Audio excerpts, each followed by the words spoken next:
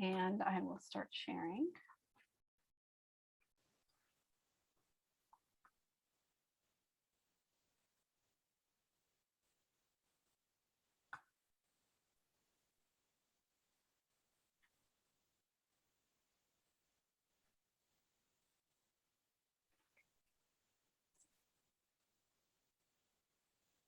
No, I am pressing the wrong buttons. Okay.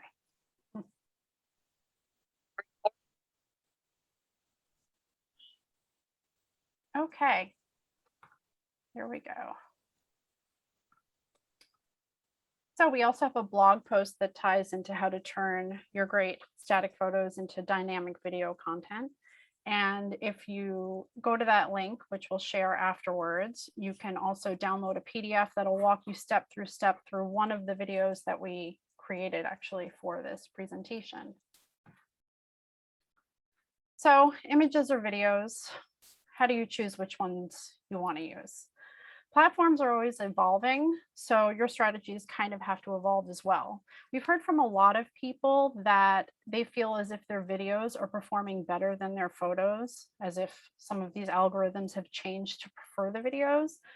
All of these platforms, Facebook, Instagram, Twitter, they deny preferring the videos or boosting videos over images.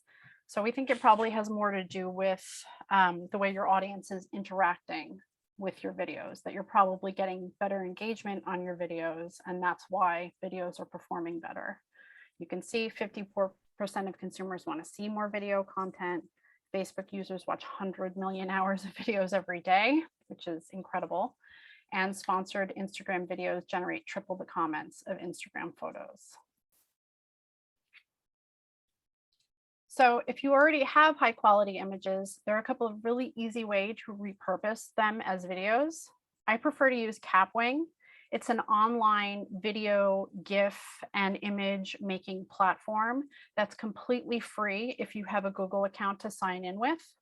One thing I will note, Capwing will keep your content available to download Watermark free for 2 days. So if you create something, you want to get it done pretty quickly and download it, because otherwise they'll put it behind a paywall and then they'll require you to purchase a monthly or a yearly membership in order to download it. So I tend to make my videos and download them right away. And the easiest video content that I've created on Capwing are the carousel video, the looping video, and the image to video maker. So Instagram introduced the carousel feature where you could upload up to 10 photos, but you want dynamic content. So instead of uploading 10 individual photos into a carousel album, we used Capwing Studio Editor to create a carousel video.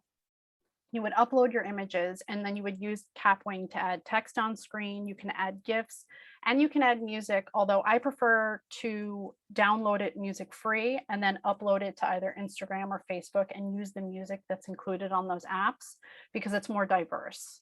A lot of the music on Capwing is just royalty free, kind of like Muzak background music. There are lots of editing features to output videos, so you can do them one-to-one size for Instagram.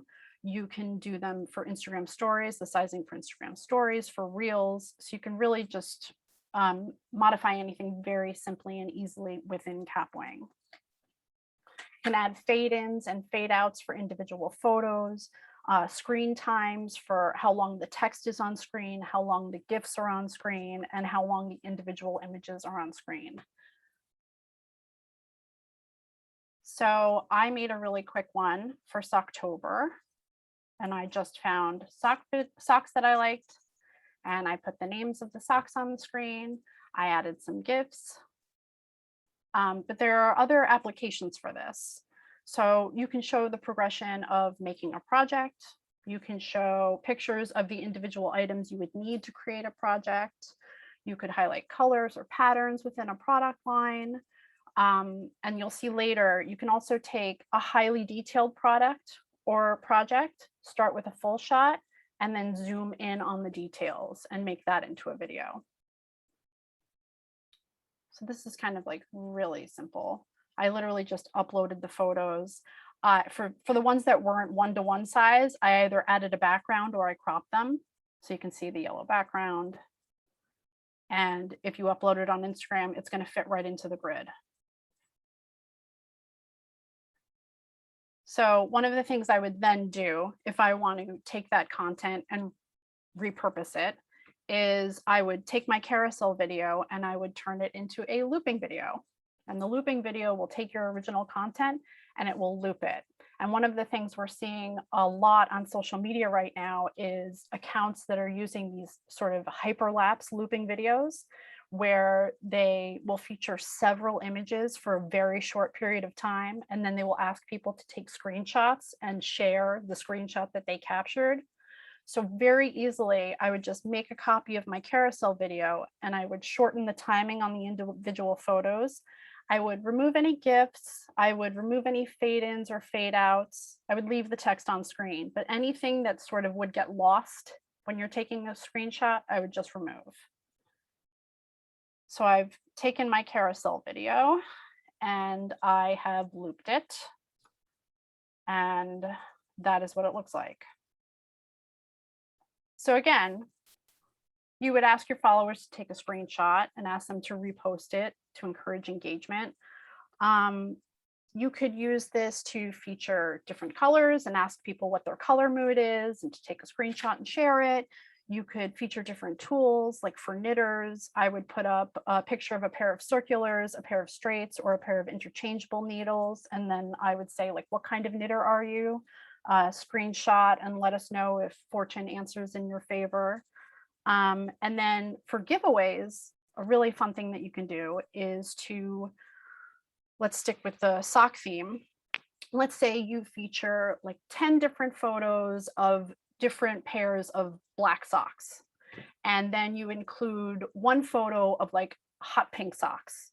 And you would say, you know, screenshot, see if you can catch the lucky pair of socks, repost it, and we're going to pick a winner at the end to win such and such a thing. It's just a really fun and easy way to encourage people to engage with your content and repost and tag you. And we think it would work really well. Oh, I don't need to play that again though. Make people sick. So then this one is really, really simple.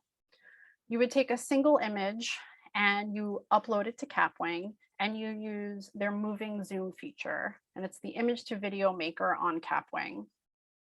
So we're always zooming in on things to see the finer details of patterns and colors and, you know, garments. The moving zoom takes a single image and it zooms in on details. So I actually uploaded the same picture of this shawl 3 times, and I chose different areas of the shawl to zoom in on, gave it a certain time, and then just, that's as simple as it was, let it play. And it's just uploading the same image 3 times, choosing a different area to zoom in on, and then it zooms in on that area. And so you have a video that sort of gives you a really nice view, nice close-up view, so people aren't doing this on their phone to see what the shawl looks like up close. Let that finish. Okay. Not again. So Capwing has a lot of different things. They have a stop motion maker, which turns videos into stop motion videos. So you could do something as simple as like knitting a piece, knitting a scarf and knit a couple of rows, and then you upload it into Capwing and it makes it look like it's stop motion, which is really fun. You could create any one of these videos with these images and then have it play forwards and then play backwards for kind of rewind effect. Or you could do the same thing where you're knitting and it'll play it forward and then it'll tink it back when you play it backwards. I prefer to use Capwing rather than the native features on Instagram and Facebook for creating videos, because I find working on my phone is super fiddly and I can't be as precise. So I would rather go into Capwing and add the GIFs and add frames and change video speeds, add special effects. You can watermark your videos with your branding. It's just very, very easy to use. And that is the end. So I'm going to stop my share and open it up to see if anyone has any questions.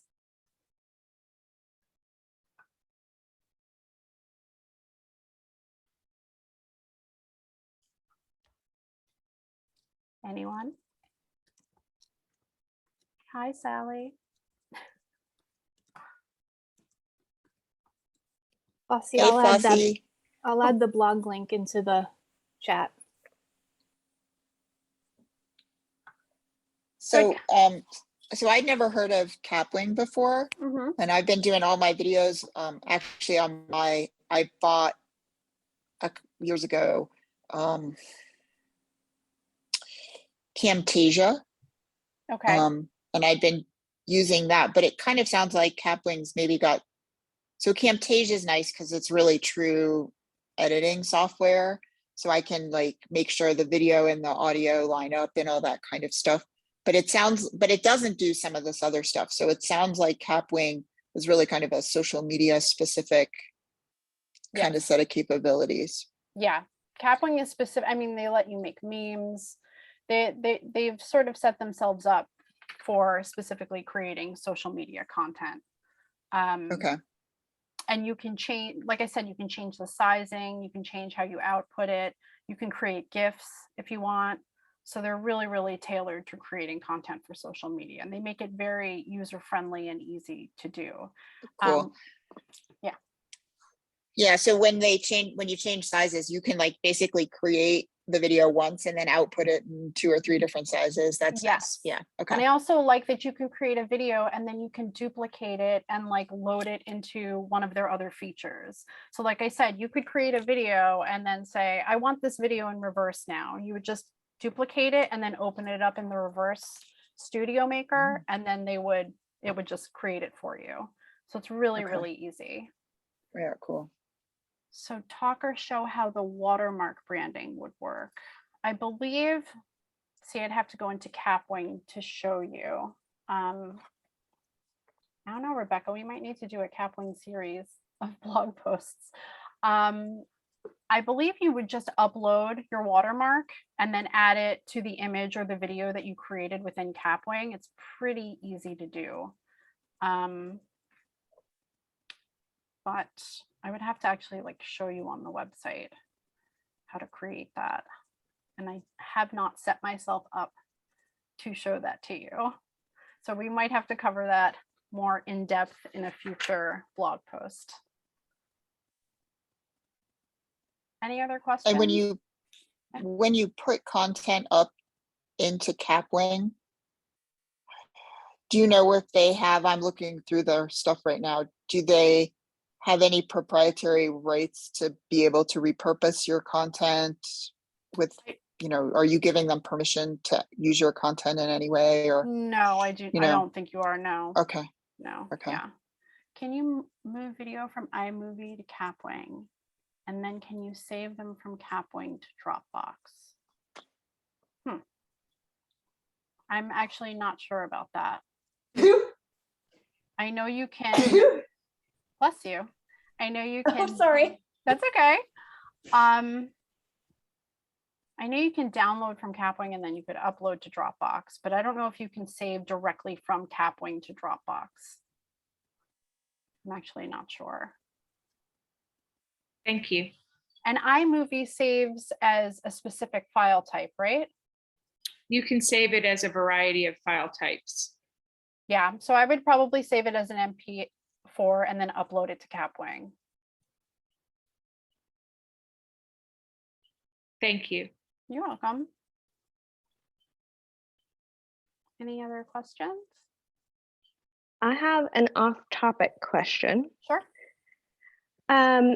I've noticed that some designers are starting to offer patterns in multiple weights of yarn, and they're kind of going about it in 2 different ways. I know Andrea Mowry did the Weekender. She has like the Weekender and the Weekender Light, and those are two separate patterns. She's got, it's one's I think worsted and one is fingering. And Hoki has also done the same thing with some of her shawl patterns, done like a light and a heavier version.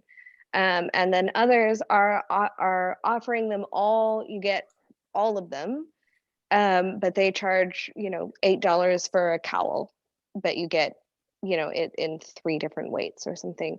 Have you guys seen this? What do you recommend? Offering them as less expensive but separate patterns, or more expensive and the same? I was just curious. It's interesting because I've been seeing it happen more and more as well. I think the first one I saw that really capitalized on that deal was probably that boxy top. I think it came out in 2 or 3 different weights. And I know it came out in the first weight, and then when the second weight came out, they were offering it for a discounted price if you had already purchased the first one. I think it really depends on what you're comfortable with. Because I've seen designers do it all different ways. They either include all different weights and they bump up the price a little bit and you get everything in one, or they release one first, they see how well it does, and then if it does really well and they want to offer it in a lighter weight or a heavier weight, they release the second one for the same price as the first one, but if you purchase the first one, you get a little bit of a discount. Again, I think it's up to you. I mean, Rebecca, what do you think? I'd agree with what Flossie said. It's kind of like, how many different ways can you knit? Like, it's going to change depending on your experience and what you're comfortable with. And it might just be some experimentation is needed. You know, if you're willing to try it on a pattern that you already have and it's written in several weights, maybe you see how it does. And then if you have another pattern, you could try the discounted version that Flossie's talking about. I don't have a hard and fast answer, or what I've seen definitely works.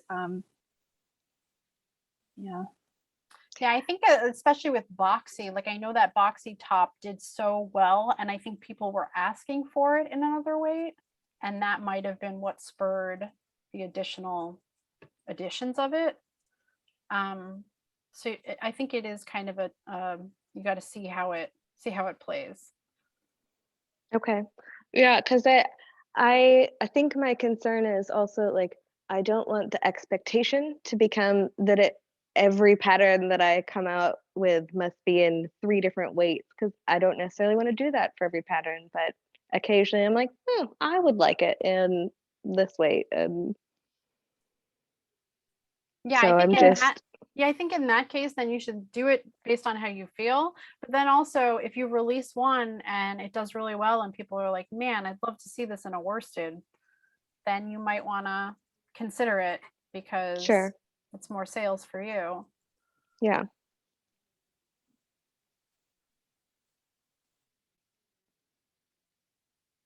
Any other questions, concerns, struggles with images on social media?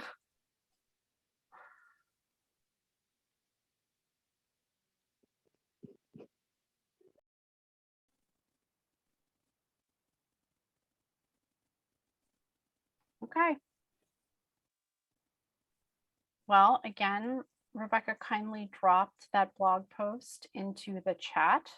So if anyone wants to sort of go over what we just discussed at a more leisurely pace, I'm concerned I went very quickly. But you can check it out there. Yeah, Capwing is, I have a lot of fun with Capwing, honestly. I've been playing with it and creating a lot of interesting videos from images specifically, because I know a lot of people have content they just create, you know, beautiful images and they're like, I don't even know what to do with video. So it's a lot of fun to play with. Yeah. And there is a PDF in that blog post again that will walk you step by step through creating a carousel video, so that you can familiarize yourself with the different steps. Great. Okay, well, thank you for coming to our office hours. Do we have the next office hours set, Rebecca? I should have checked that. I believe we do. Content atomization, That's December right. 14th. Okay. Yes. So yeah, we'll be sending out a reminder about that if you're interested in content automation. And thank you all for coming. Thanks, Flossie. Thanks. Thanks.